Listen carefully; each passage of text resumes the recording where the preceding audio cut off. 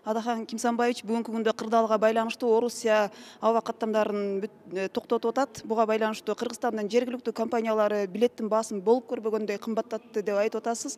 Эми ал жактагы биздин миңдеген мигрант мекендештерибиздин тагдыры кандай болот? Ушул билеттин баасын кыргыз өкмөтү көзөмөлдөй алабы? Кандай чараларды көрүш керек же болбосо сиз кандай сунуштарды айтасыз? Рахмат.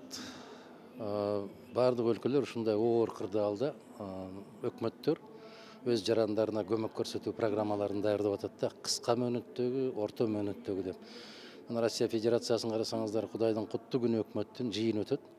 Ишкерлерди колдоо боюнча, пенсионерлерди колдоо боюнча, анан көп балалууларды колдоо боюнча, мына 6 жаштан 18 жашка чейинкилерге пособияны чегерүү боюнча чараларды көрүп атат. Эмнегедир бизде ушундай кыйынчылыктарда биздин жарандарыбыз бетме-бет жалгыз калышат да.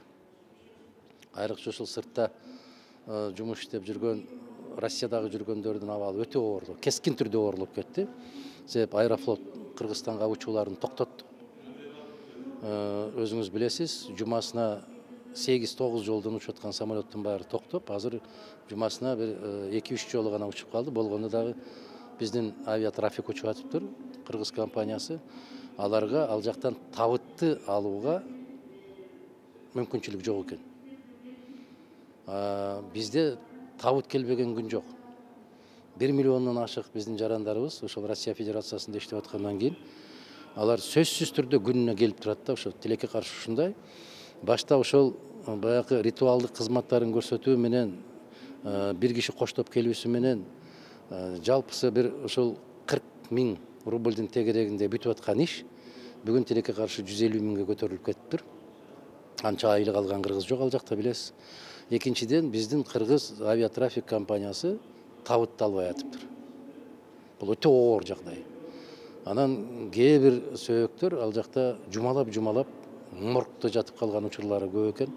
Бул аябай чоң кордук. Туугандар үчүн абдан бир жаман кордук. Мына ушуну мен азыр сунуш кылдым. Тийиштүү министрликтерди, жетекчиликтерди чакырып, бул маселени сөзсүз түрдө колго алышыбыз керек.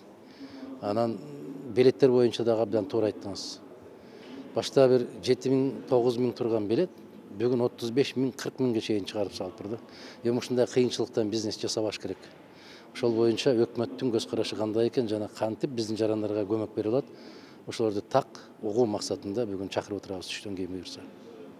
Бул авиакаттамды жүргүзгөн компаниялардын баары жеке менчик болуп атпайбы? Бизде мамлекеттик бир учагыбыз жок болуп атат да.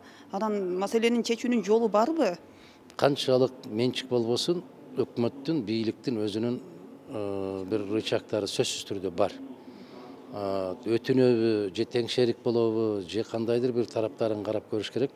Азыр ошол тийиштүү комитеттин төрагасы Бакыт Үсөнович Сыдыков абдан туура колдоо көрсөтүп, түштөн кийин эле тийиштүү комитетти жыйнап, тийиштүү азаматтардын баарын жыйнап, ушул маселенин чечүүнүн тез аранын ичинде, мүмкүн бүгүндөн калбай чечилиши керек. Ошонун үстүнөн өзүнүн сунушун билдирди, мен ыраазычылык билдирем ал кишиге. Ошондуктан Кудай буйрса бүгүн так жообун алабызго деген үмүттөбүз.